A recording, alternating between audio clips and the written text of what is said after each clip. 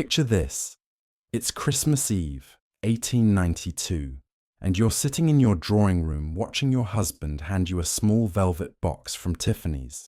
You open it to find a diamond bracelet that probably cost more than your childhood home, and you're expected to look surprised and delighted, even though you knew something like this was coming, because that's what wealthy husbands give their wives at Christmas.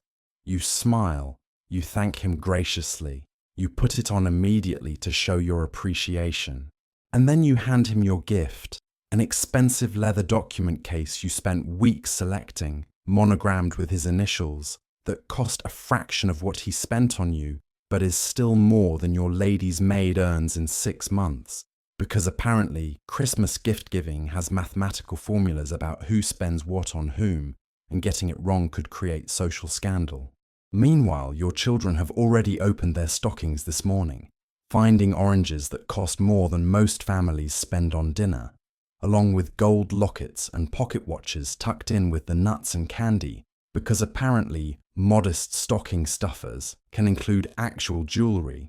And this evening's formal gift exchange hasn't even started yet. Your daughter is about to receive a dollhouse that's a perfect miniature of your actual mansion, complete with working electricity. Your son is getting a pony. This is just Christmas Eve. Tomorrow there will be more. Welcome to Christmas gift giving in the Gilded Age, where you're navigating elaborate social rules about what's appropriate to give your husband versus your sister-in-law versus your mother-in-law who already dislikes you, where you've spent months shopping or sending servants to shop for dozens of people, where everything you give will be judged as evidence of your taste and breeding and financial management, and where you're somehow supposed to maintain the fiction that this is all about. Simple, wholesome holiday tradition, rather than an elaborate performance of wealth and social positioning. This was Christmas when giving someone an orange was considered traditional, but giving them diamonds was expected, when your children's toys cost more than their governess earned in a year, and when you had to write thank you notes to everyone within a week, while making sure each note struck exactly the right tone of gratitude without suggesting inappropriate obligation. Tonight, we're exploring what wealthy families actually gave each other during the Gilded Age Christmas season. We're talking about the contrast between stockings and formal gifts, the social mathematics of appropriate giving, what you bought for your husband versus what he gave you, how you shopped in an era before online ordering, and the elaborate etiquette rules that governed every exchange. We'll look at Christmas morning stocking rituals, formal gift exchanges, the new department stores that made shopping into a spectacle, jewellery as the default gift from husbands to wives, and the elaborate wrapping and presentation that required servants working for days to make everything look perfect. If you're watching with tired eyes and an overthinking mind, this story is for you. If you really enjoy these bedtime journeys through history, please like this video, subscribe, and tell me in the comments where you're listening from. I always love knowing where these stories are keeping you company. Let's talk about Christmas, when you were expected to graciously receive a diamond bracelet while giving practical accessories in return, when shopping for everyone on your list required strategic planning worthy of a military campaign, and when getting gift-giving wrong could damage your social standing for months. The tradition of Christmas stockings in wealthy American homes during the 1880s and 1890s was a fascinating mix of genuine tradition and performative simplicity, where families who spent fortunes on everything else suddenly pretended to value modest, wholesome gifts, as long as those modest gifts were displayed in stockings hung from marble mantelpieces in mansions that cost more than small towns. The stocking tradition had come from Europe. Various origin stories existed, but the general idea was that children hung stockings by the fireplace on Christmas Eve and woke Christmas morning to find them filled with small gifts and treats. For wealthy American families, the stocking represented the one part of Christmas that was supposed to remain simple and traditional, even as everything else about the holiday became increasingly elaborate and expensive. The gifts inside were meant to be modest: candy, fruit, nuts, small toys, maybe a book. things that any family might afford, things that connected wealthy children to the simpler, more wholesome Christmases that their parents and grandparents allegedly experienced before industrial fortunes made excessive gift-giving possible. The reality, of course, was more complicated. Yes, wealthy children found oranges and nuts in their stockings on Christmas morning. But these weren't ordinary oranges. They were expensive imported fruits that had been shipped from Florida or California at considerable cost, arriving fresh in December through the minor miracle of refrigerated railcars and careful timing. The nuts weren't bulk purchases from street vendors, but carefully selected specimens: English walnuts, Brazil nuts, almonds, pecans, purchased from expensive grocers who specialized in premium goods for wealthy customers. The candy wasn't penny candy from corner stores, but French bonbons and English toffees and elaborate chocolates from expensive confectioners, purchased in decorative boxes and then carefully distributed into stockings to create the appearance of simple tradition while actually representing significant expense.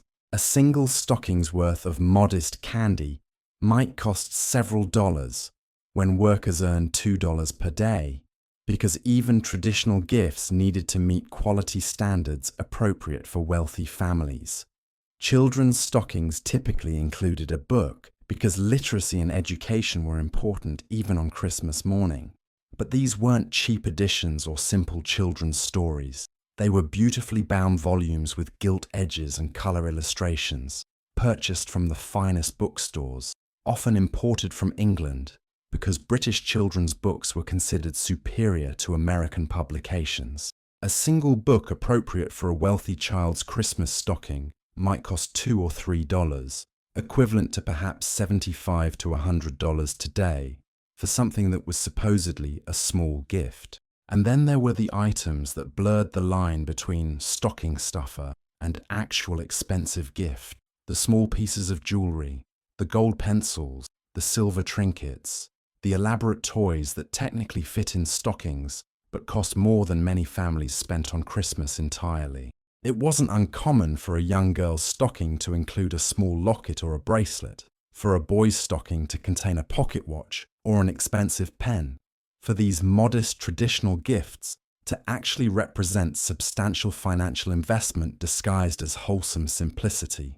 The stocking tradition for adults in wealthy households was even more absurd. Technically, adults weren't supposed to have stockings. That was a children's tradition.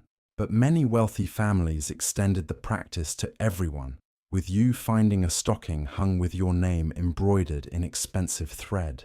Your stocking contained similar items to the children's: fruits, nuts, candies, small books, but also frequently included more expensive items that pushed the boundaries of what could reasonably be called a stocking stuffer.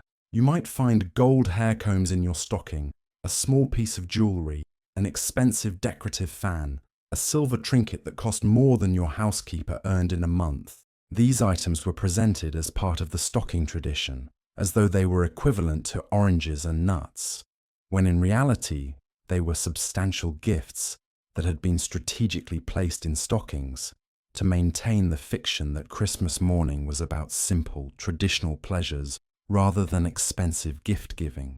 It's like modern families who put gift cards in stockings and pretend they're small stocking stuffers, when actually that $100 Visa card is more valuable than anything wrapped under the tree. We maintain the fiction that stockings are for small, modest items, while actually using them for gifts that are neither small nor modest. The Christmas morning stocking ritual in wealthy households was carefully choreographed. Children woke early. This was one of the few days when waking before 7 or 8 o'clock was acceptable, and were allowed to examine their stockings before breakfast, often in the nursery with their nannies rather than disturbing their parents who were sleeping off the previous night's Christmas Eve festivity. The children would pull out items one by one, exclaiming over oranges and nuts as though these were treasures rather than expensive but ultimately ordinary foods, discovering small toys and books and candies, and finally reaching the more valuable items tucked into the toe of the stocking. You might join your children for their stocking opening, or you might examine your own stocking privately in your room, your lady's maid helping you arrange and display the items, making appropriate appreciative comments about whoever had filled your stocking, usually your husband. Those servants did the actual work of purchasing and arranging everything according to his instructions and your known preferences. After the stocking examination, the family would gather for Christmas breakfast. Remember, this was another elaborate meal requiring appropriate dress and formal service, and children might be allowed to display their stocking treasures while you smiled and nodded and pretended you hadn't spent the previous weeks carefully planning every item based on complex calculation of what was appropriate for each child's age and position in the family. The real Christmas gifts, the expensive, impressive presents that actually mattered, came later, typically either on Christmas Eve after dinner or on Christmas afternoon, following the elaborate multi-course luncheon. The timing varied by family and by whether they were following more American or more British traditions, but the general principle was the same. Formal gift-giving happened at a specific scheduled time, with appropriate ceremony, with everyone dressed properly and assembled in the appropriate room. Christmas Eve gift exchanges were popular in families with German heritage or those who wanted to seem sophisticated by following European customs. After Christmas Eve dinner, itself a substantial meal, the family would retire to the drawing room where gifts had been arranged on tables or under the Christmas tree, each gift carefully labelled, the presentation designed to be impressive before anything was even opened. The gifts weren't casually wrapped in whatever paper was available. They were elaborately packaged in expensive wrapping paper imported from Europe, tied with silk ribbons, decorated with fresh flowers or greenery, presented in ways that made the wrapping itself a gift that demonstrated taste and attention to detail. You had supervised servants who wrapped everything, ensuring that every package met appropriate aesthetic standards, that nothing looked hasty or careless, that the presentation matched the value of the content.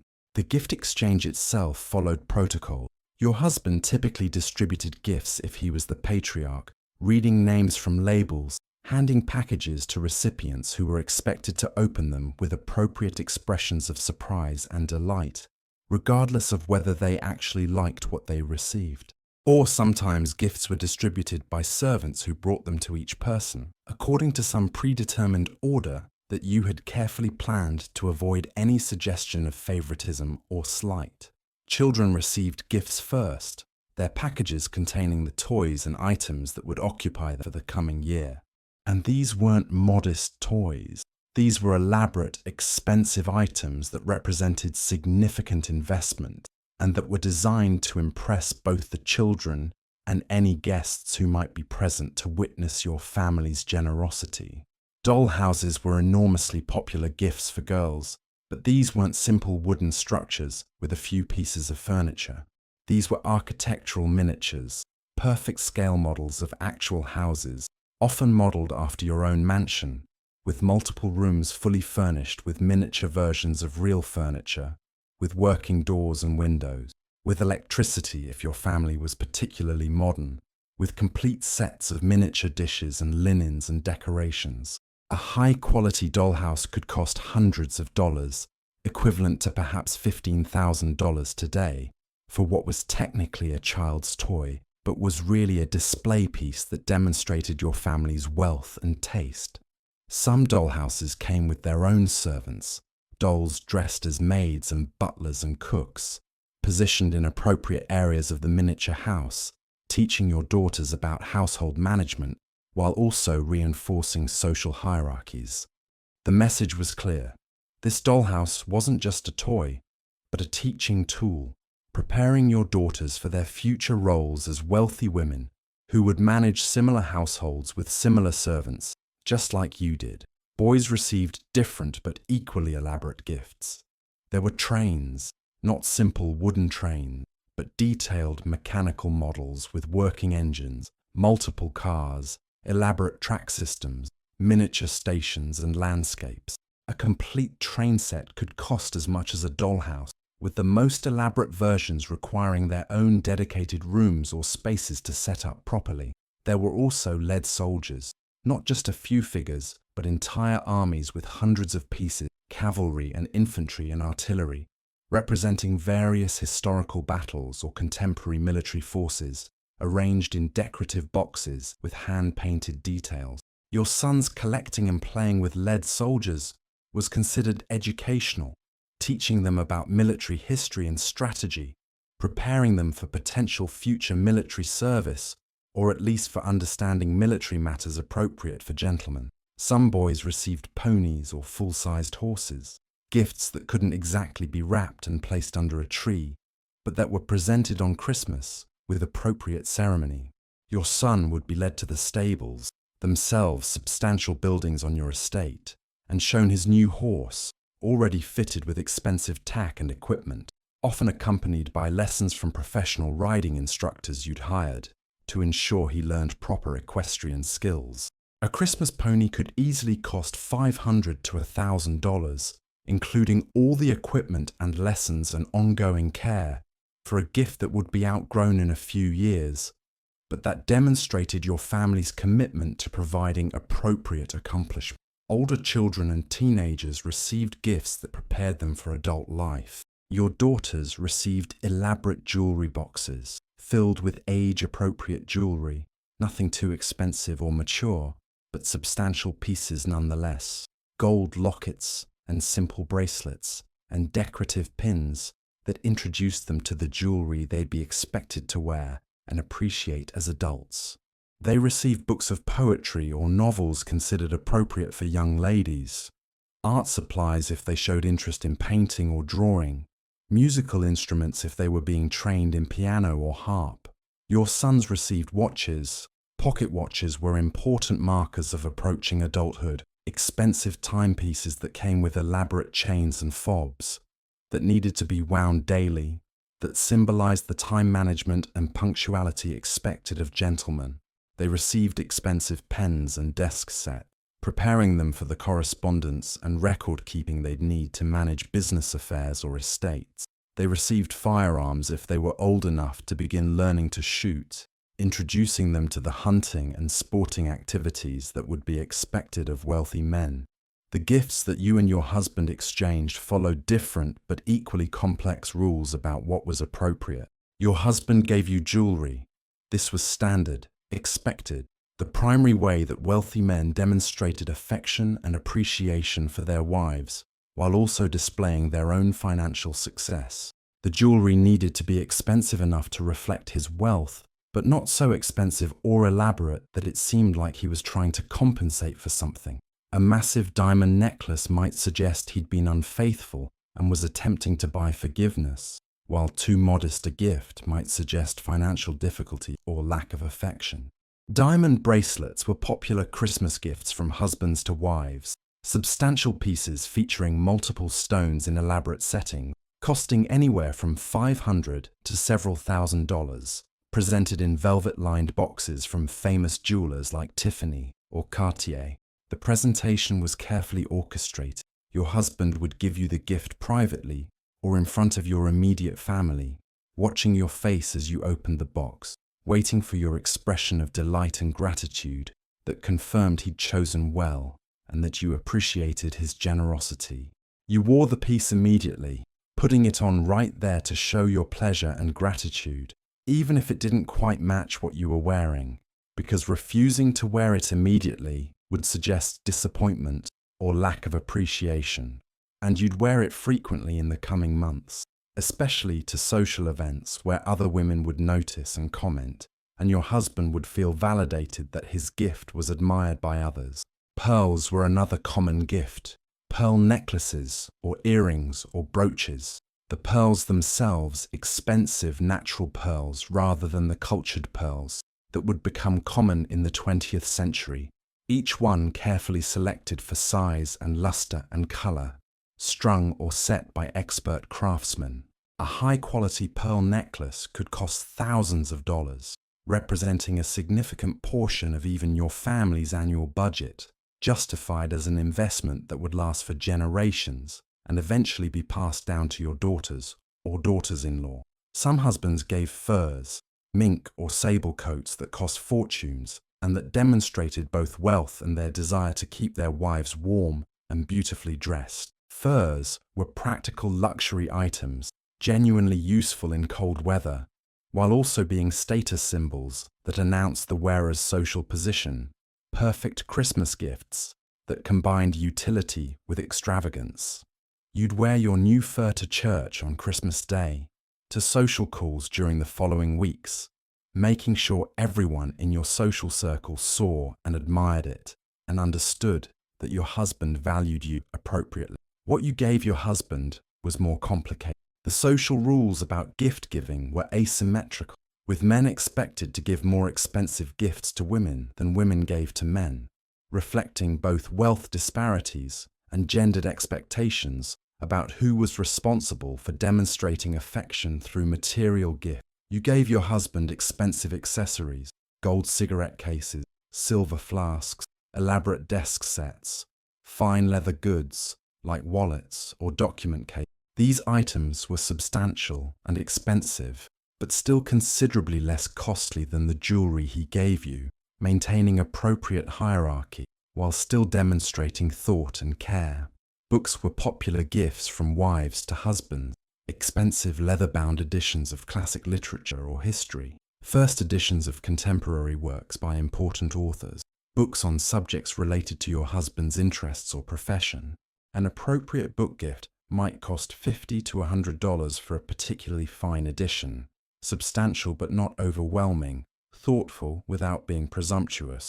You'd spend weeks selecting the perfect book, consulting with booksellers about what was appropriate, what would interest him without being too frivolous or too serious. You also gave your husband clothing items, not complete suits, which would be inappropriate for you to select without him being measured, but accessories like silk ties, fine linen handkerchiefs with embroidered initials, leather gloves, cashmere scarves.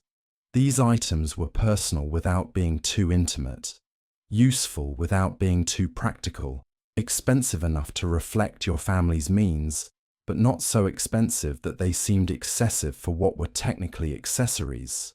The calculation was delicate.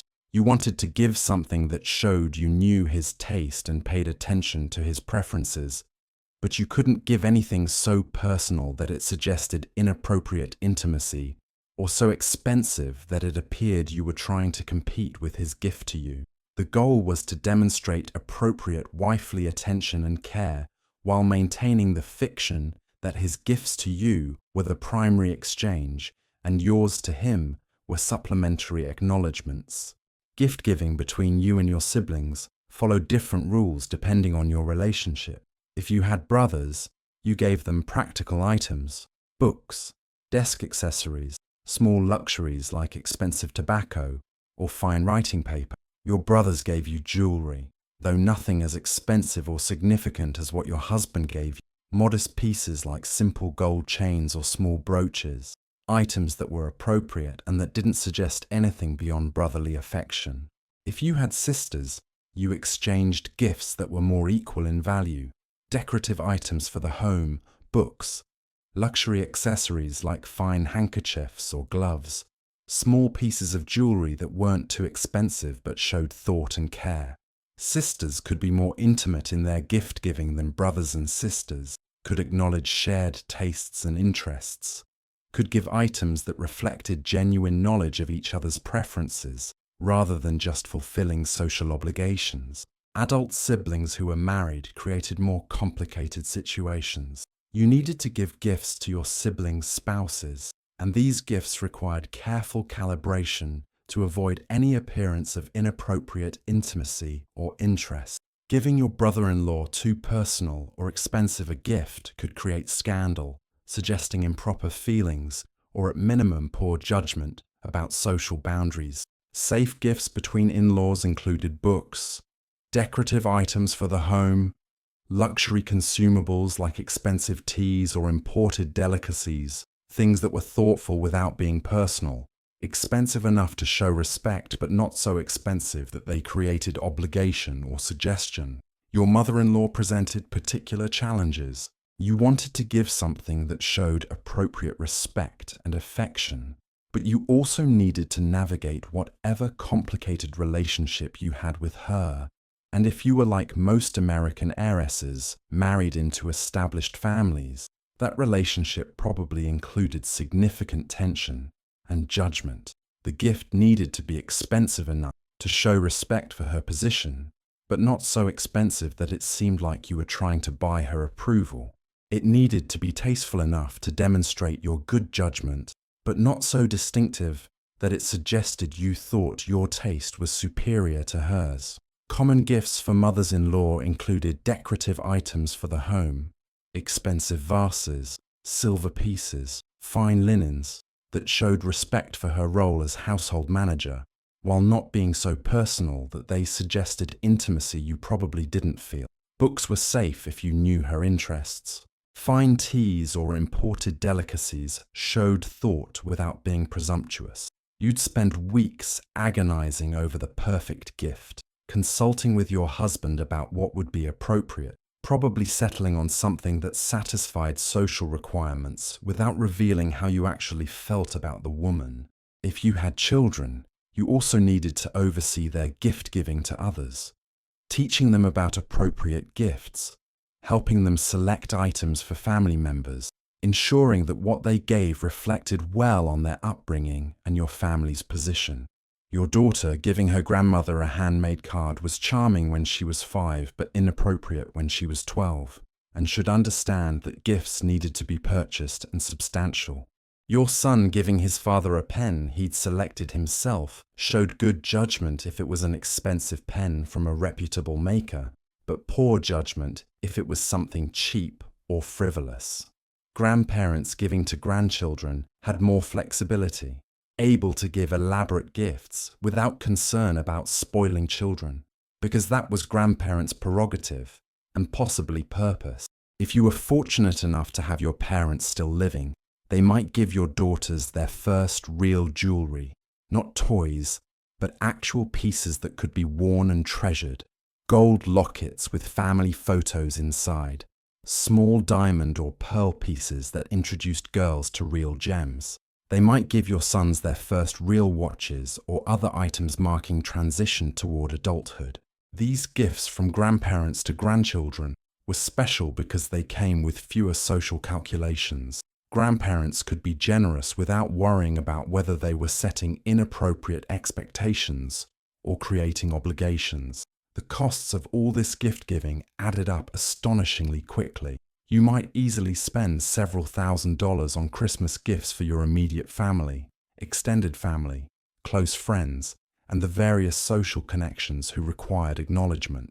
$5,000 on Christmas gifts wasn't unusual for very wealthy families like yours, representing perhaps $150,000 in today's money, spread across dozens of recipients, but still a staggering sum spent on items that were often more about performance and social positioning than about genuine need or even desire. Shopping for these gifts was itself a major production that you began months before Christmas. If you lived in or near major cities like New York, Boston, or Philadelphia, you could shop at the new department stores that were revolutionizing retail in the 1880s and 1890s. Stores like Macy's in New York, Jordan Marsh in Boston, Wanamaker's in Philadelphia. These department stores made Christmas shopping into a social event and a spectacle. Beginning in November, you'd make regular shopping expeditions, dressed in your best shopping attire because you might encounter anyone and needed to look appropriate. The stores decorated their windows with elaborate Christmas displays, animated scenes, winter landscapes, tableaux featuring the latest toys and fashions and gift items designed to draw crowds who pressed against the glass to admire the creativity. Window shopping became popular entertainment, and you'd often take your daughters with you to view the displays, teaching them about taste and style and what was considered fashionable. Inside, the stores had been transformed for the holiday season. Christmas departments took over entire floors, featuring toys and gifts and decorations arranged artistically to inspire shoppers and demonstrate possibilities. There were elaborately decorated Christmas trees showcasing the latest ornaments. There were displays of the newest toys, mechanical banks, wind-up trains, dolls with china heads and elaborate clothes.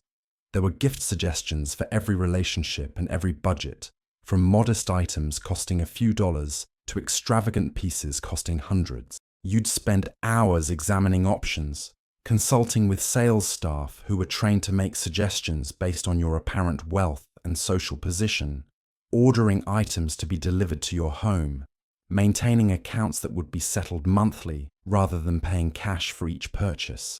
The sales staff knew you, recognized you when you entered, remembered your preferences from previous visits, made appropriate recommendations that saved you time while also ensuring you spent appropriately for your position. Some items could be purchased directly, toys and books, and smaller items that were in stock. But more substantial gifts, particularly jewelry and custom items, required advanced planning.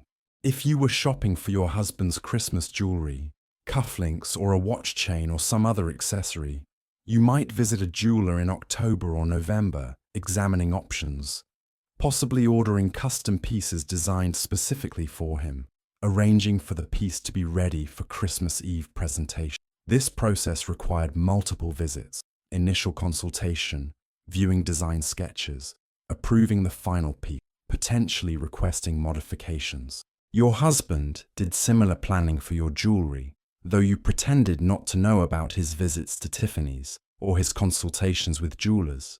The fiction was that his gift would be a complete surprise, even though you'd probably dropped enough hints about your preferences that he had clear guidance about what would please you. For items not available in American stores, or when you wanted access to the finest European goods, shopping required ordering from abroad. Catalogues from London and Paris shops could be obtained, though they took weeks to arrive by transatlantic mail.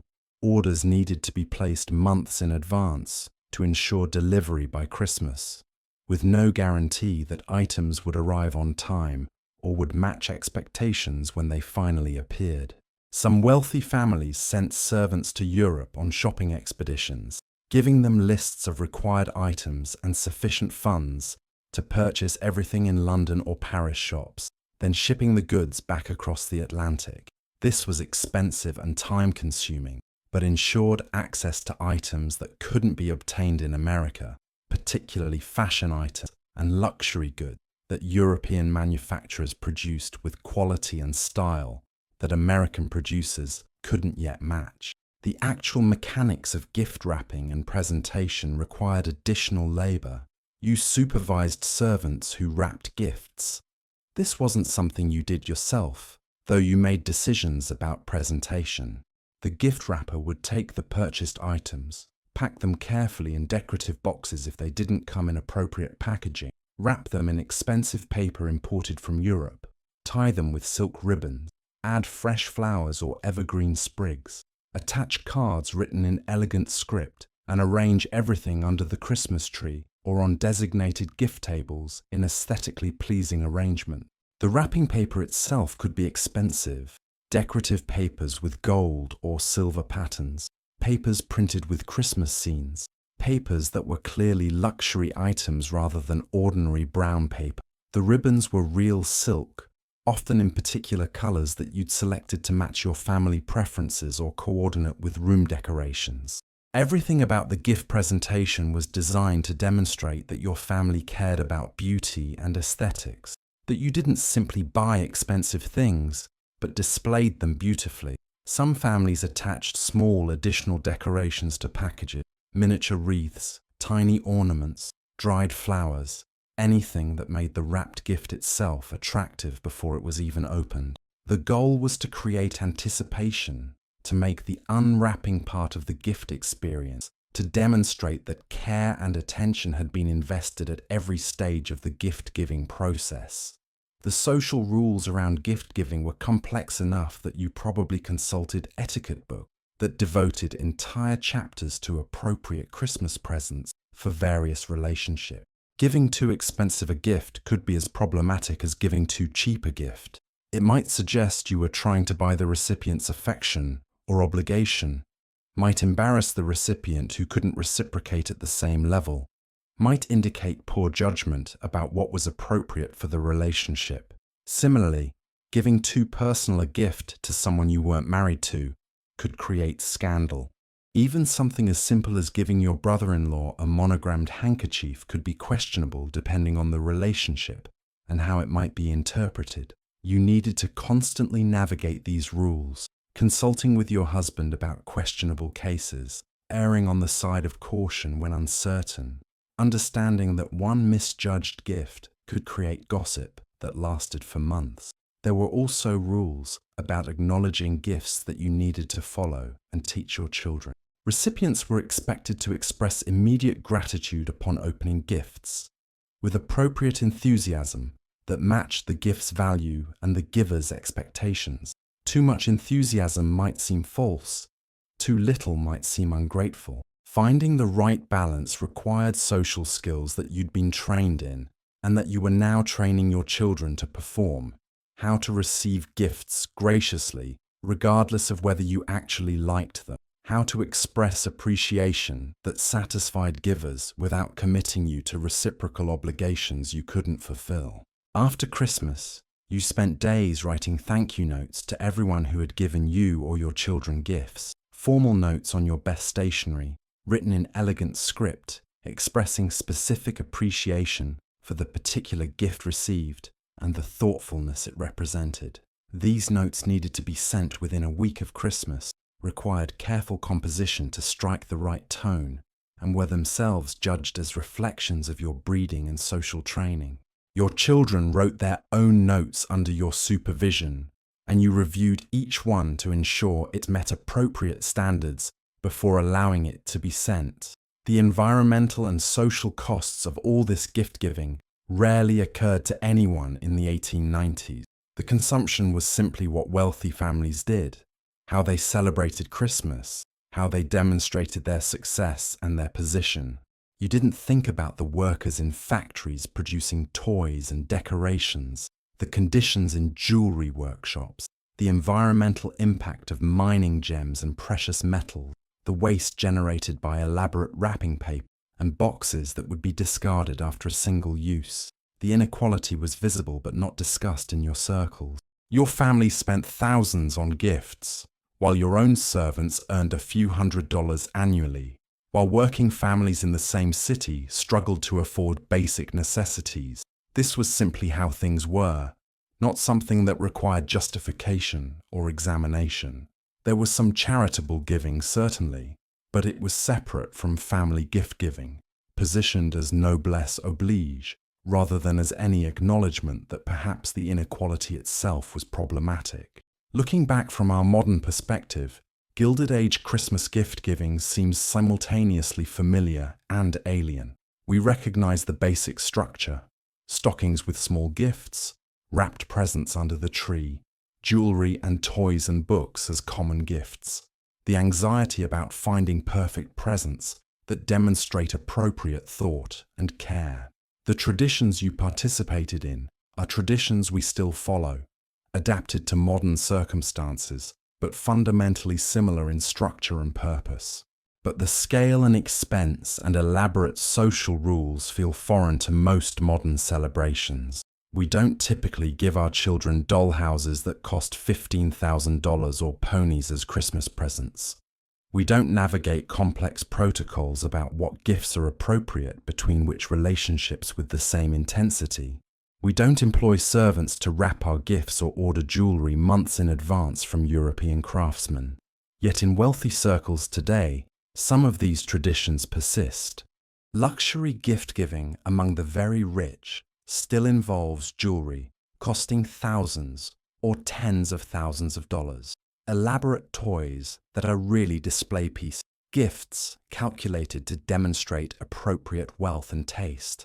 The performance may be less formal than it was in the 1890s, but the fundamental dynamic, using gifts to demonstrate status, to reinforce relationship, to perform appropriate generosity, remains recognizable. When you exchange gifts this Christmas, whether you're giving modest stocking stuffers or elaborate wrapped presents or gift cards that technically count as both, You're participating in traditions that were formalized and popularized by Gilded Age wealthy families who turned Christmas gift-giving into a performance of wealth and social positioning. The oranges in stockings, the wrapped presents under trees, the anxiety about finding perfect gifts, the thank you notes afterward. All of these come from an era when families with more money than sense tried to demonstrate their success through competitive generosity while maintaining the fiction that Christmas was really about simple, traditional, wholesome celebration. They gave each other diamonds and dollhouses and ponies while putting oranges in stockings and pretending that all of this was perfectly normal and balanced and appropriate. They spent fortunes on wrapping paper and hired servants to arrange presents artistically and followed elaborate social rules about who could give what to whom without causing scandal. They made Christmas gift-giving into something so complex and expensive that it required months of planning and armies of servants and budgets that exceeded what most people earned in years. And we remember them through the traditions they established, through the department store windows they made popular, through the expectation that Christmas should be about giving and receiving carefully selected gifts that demonstrate thought and care and appropriate expenditure of resources. The scale has changed, the expense has moderated for most families, but the basic framework remains. Christmas as a time for performing generosity, for demonstrating relationships through material gifts, for trying to find that perfect balance between thoughtful and extravagant that shows you care without suggesting you're trying too hard. You navigated this world every Christmas, managing the shopping and the wrapping and the presentation and the social calculations, receiving diamond bracelets while giving leather document cake, watching your children open elaborate toys while maintaining the fiction that simple stockings mattered just as much, writing dozens of thank you notes while already planning for next year's gift-giving obligations. It was exhausting and expensive and socially fraught, and you did it every year because that was what wealthy women did at Christmas. They managed the performance of generosity that demonstrated their family's position while making it all look effortless and natural and simply what people did during the holidays. Good night.